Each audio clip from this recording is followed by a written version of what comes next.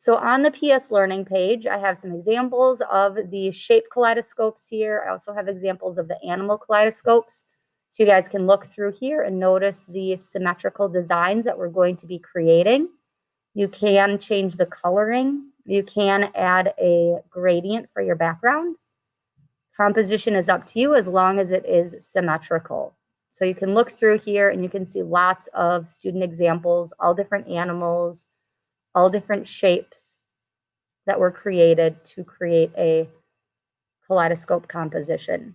Okay, directions are right here. We're going to work with the shape kaleidoscope first. These are a lot of things that you are going to be doing. These directions are also in your binder. So we are going to be opening a new document, 8 inches by 8 inches, white background, 300 resolution. So I'm going to create a new, and I can label this kaleidoscope. And I'm going to be working with inches, 8 by 8. Make sure you do 300 for your resolution and hit create. First thing we need to do is make a new layer. This is probably the #1 mistake that people make, is they do not create a new layer and the shape that they draw is stuck in their background. So go ahead and make a new layer next to the garbage can to start. Third thing, it says draw using the marquee tool to make an abstract design. So the marquee tool is the second tool down in your toolbox. I would recommend using the rectangular and or the elliptical marquee tool. So I'm just going to use the rectangular marquee tool and I'm just going to draw a square. And then if I hold shift, notice that there's a plus sign next to my cursor and I can add to this selection. So I'm just making an abstract shape. Okay, same thing, just opposite. If I hold Alt, I can subtract from this selection. So see how I'm taking away areas of this? I can also switch to my elliptical tool and I can hold shift and I can add ellipses to this composition if I want. I can also hold Alt and I can subtract. Notice how I have some areas that are open. That's totally fine. This doesn't have to be one complete shape. You can have several pieces to your shape. Okay, so we went over shift to add to your selection, Alt to subtract. We are now going to fill this in with a color or a gradient.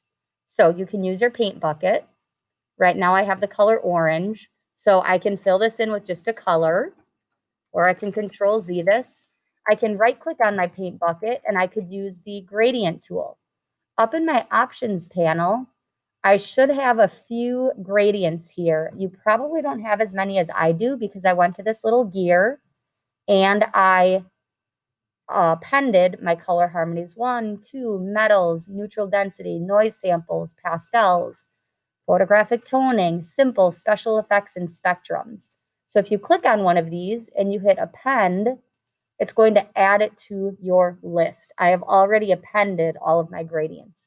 You can also customize a gradient. So I'm just going to click on this red to green gradient, double click it, and I'm going to bump up my opacity so you can see this better. And if I double click this bar here, I can then click these little stops at the bottom. So you can see this one's red and this one's green. So if I double click the red, I can change that. So maybe I want to do this kind of teal color to green. Then I can click OK and see how it made my gradient teal to green. You can change your type of gradient. So this one's a linear, radial, angle, reflected, and a diamond. Okay, I really recommend lowering that opacity. You're going to see the magic later on when we start duplicating this. So I'm just going to click diagonally and draw over my gradient here. Okay, if you really hate that gradient, you can hit Control Z and you can undo it. What you don't want to do is keep applying your gradient on top of each other because remember we changed that opacity. So if you keep dragging and dropping on top of the gradient, it's going to keep adding and you're not going to have any see-throughness on that. So my recommendation is if you lowered this opacity and you did a gradient and you didn't like it, undo it before you do your other gradient. Okay, so this works for me. I'm going to keep this. Now we are going to hit Control D, which is short for deselect. We're going to get rid of those marching ants. Okay, next step, edit, transform, and skew, edit, transform, distort, edit, transform, perspective, or edit, transform, warp. So we're going to go to edit, transform, and I'm going to pick one of those. The warping is the one that changes this shape the most. So I'm just going to click warp. You can click on any of these points and you can move these around. You can also click on any of the intersections and you can move those around too. Okay, so I am creating an abstract shape. I will say that the more dynamic this shape is, the better the composition is going to be. So you don't want a shape that looks like a blob. You want a shape that has some interesting points to it. So if this is just like a blobby shape, when you start duplicating it, it's not going to look that interesting. Okay, I've got all these points everywhere. I can hit enter to accept that transformation. So this right here is my shape that I'm going to play with. So I hit enter to keep it. Next thing, we're about halfway down in the steps on the sheet if you're following along in the binder or if you're following along in PowerSchool. We are going to duplicate the layer. There's many ways to duplicate a layer. This particular process, I think the easiest way is to drag my layer 1 into the new layer box next to the garbage can. Before I do that, I like to hit Control T, which is short for transform, and I like to make this shape a little bit smaller because I'm going to be rotating it 360 degrees, and I really just kind of want it on this piece of paper. After I rotate this shape, I can connect these shapes and I can put them into one and I can make it bigger or smaller all as one grouping. Okay, so I'm going to duplicate this layer. I'm going to drop layer 1 into the new layer box. So I have 2 of them. I'm just going to use my move tool to show you that. So there's 2 of them right on top of each other. Then I'm going to hit Control T, and then this is where the magic happens. So when you hit Control T, up in your options panel, you have a little icon that is short for angle. So right now we're at 0%. Okay, if I change this to like, let's say 20%, you can see how it rotates. It's going to rotate around this center point. Okay, let me just show you. If I put 0 in there, I can move this center point. So maybe I want to move it every time to this lower little point here, this green point. I'm just going to move it to that corner. And let's say I put 20% in there, you can see how it rotates based off of that center point. So I kind of like that. That's interesting. I'm going to hit enter twice. I'm going to repeat that process until I go around 360 degrees. So I'm going to take my layer 1 copy. I'm going to duplicate it. I'm going to hit Control T, move that center point back down to where it belongs, and then type in my 20 degrees again. Hit enter twice. Okay, so you're going to keep doing this until it goes around the whole entire circle. Duplicate, Control T, move my center point, 20 degrees. Okay, you get the idea. I'm just going to take a minute to finish up this total duplication process so that I can show you how to merge these layers and change the size and the location of this. Obviously, if you do a higher number, you're going to get less rotations. I would pick a number that goes into 360 evenly so that you get an even duplication. Remember, we're going for symmetrical. So if I break this down vertically, it should be symmetrical. If I break this down horizontally, I want it to be symmetrical. Okay, so I'm about halfway done here. Just give me another minute to finish this up. Right now I have 9 layers. This is my 10th. Once you get this process down, it does go really quickly. It takes a little bit to remember all of the steps. This is probably like the 50th kaleidoscope I've made, so I'm pretty quick at it. I learned this project when I took a graduate class at MyAd, and I've been making kaleidoscopes ever since. To me, it's just a really fun process, and you can get a pretty decent result pretty easily and quickly.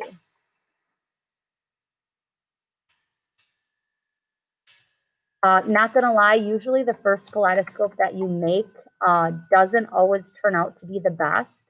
So even though in the end we're only gonna be turning in and printing 2, I'm going to have you make more than 2 so that you have an option to print your best ones. And I've done this project for a few years now, and that is so true. Usually like the 3rd or the 4th kaleidoscope that students make is way better than their first one. Okay, this looks pretty good. I got a little bit sloppy at the end here. If I zoom in, you can see that I got a little bit off here. It's not that big of a deal. Once I get my other pieces in here, you're not really going to notice it. But if I were you, I would have taken a little bit more time to do this. Okay, so now I have all of my pieces. I have 18 layers. I'm going to connect these layers and merge them. So I'm going to click on layer 1, and I'm going to scroll to the top, and I'm going to hold shift, and I'm going to click on layer 1, copy 17, so that all of these layers are highlighted. They should be light gray. And then I can right click on this gray area, and I can merge my layers. So look how they're all in one layer with a transparent background. I can then use my move tool, and I can move this where I want it. I can hit Control T. I can make this grouping smaller. I can make this grouping bigger, okay? I would highly recommend finding the center point in your piece of paper. So to be able to do that, you can go to View. You can go to Rulers. So obviously, half of 8 and 8 is 4. So 4 inches by 4 inches will be your center. Okay, another way you can do that is going to View, Show, and Grid. And then that'll bring up a little bit of a grid so you can see right where that is. I know the grid is kind of annoying. If you don't want the grid, you can go back to View, Show, and you can uncheck Grid, and the grid goes away. Okay, so now I have my layer 1, copy 17, and that's this piece right here. I can duplicate this. Okay, so I've got 2 of them. There's a few things I can do. I can Control T it, and I can rotate it. That looks kind of interesting.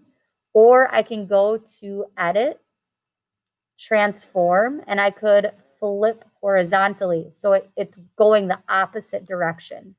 I could hit Control T, and I could, rotate that to create an interesting look. So there's many things you can do with just 2 shapes here. Okay, I could make this second one bigger. So if I hold, I think it's Control. No, is it Alt? Yes, if I hold Alt, it makes it proportionally bigger all the way around. So I can move this layer out. You can play with your stacking order. You can also change the colors. So maybe for my layer 1, copy 17, I want to go to Image, Adjustments, and I want to change like the hue saturation. I can come here and I can change the coloring.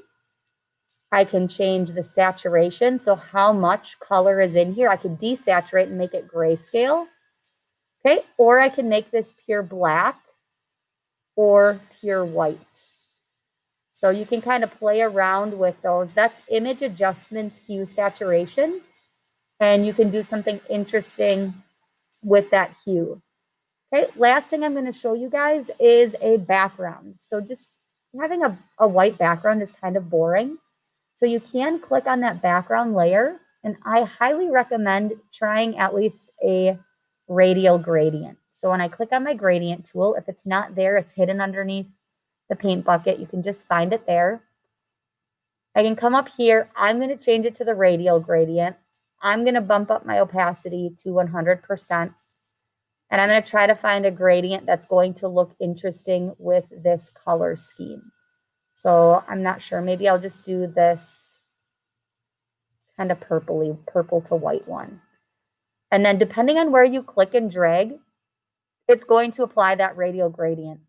So if I click in the center and I drag out, you can see if I hide these layers, the white is in the middle and then the purple is on the outer edge. Okay. If I don't like that, I can hit, whoops. If I don't like that, I can just draw on top of it because my opacity is 100%. So let's say I want to do the top corner down and it changes the look of that gradient. So you can click and drag, and depending on how far you click and drag, whoops, I got a little crazy there, will determine what your gradient looks like. So a short click and drag or a long click and drag will do different things to your gradient. Okay, if you don't like that color, you can try a different one. Ooh, I like the pink better with this. You can also customize this gradient, just like before. If you click on that bar, let's say I don't want it to go to white, but I want it to go to a different color. I can double click that and I could pick which color I want it to go to, or I can use my eyedropper and I can pick a color that's already in my composition. So maybe I want it to go to purple to pink. I can do that using my my color picker, my little eyedropper. Now, I will say this is a little bit plain for a kaleidoscope. You might want to add some more. Maybe I want to do something in the four corners. So I could take this design and I can hold shift and I can select both layers and I can right click and I can merge them so that they're all in one.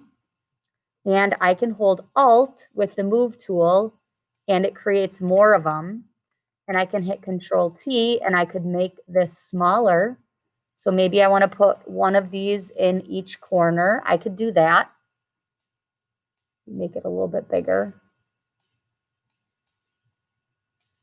Okay, like so. So I could take this and I can hold Alt. And I can make another one. And I can hold Alt and I can make another one. Whoops, I accidentally was holding Alt, so then I duplicated it again. And hold Alt. So I could put these maybe in the four corners. You want to figure out something that's symmetrical. So if I break this in half vertically or horizontally, the left is the same as the right, the top is the same as the bottom. I could take this design here and I could duplicate it and I could make it smaller, Control T. And maybe I want to put these around this shape. So I can hold Alt and I can start duplicating them around here. Okay, you get to decide the composition of this. Just remember that these need to be symmetrical. So sometimes when you get a lot of shapes in here, it gets a little bit confusing. You might want to go to your view, show grid, so that you can start figuring out where those go. Okay, I personally think this is getting a little bit congested. So I might either get rid of these small little ones, or if I keep them, maybe I want to change the color so that it's not so much the same. Maybe I want to go to image adjustments, hue saturation, and maybe I want to change this a little bit so it's not so much the same. Or maybe I want to make it black or white or grayscale. You get the idea. So after I finish this, I'm going to go ahead and save, file, save as. The name should be Kaleidoscope in Photoshop. And then just make sure that you hit that back arrow and you are saving in my folder, computer graphics, and save. So this is an example for the shape kaleidoscope. After you finish one, I highly recommend making a new document, 8 inches by 8 inches, and trying it again because your second one is probably going to turn out better than your first one. I could name this Kaleidoscope 2. And I can do the same process where I make a new layer and I use my marquee tool. So that is the process for the kaleidoscope.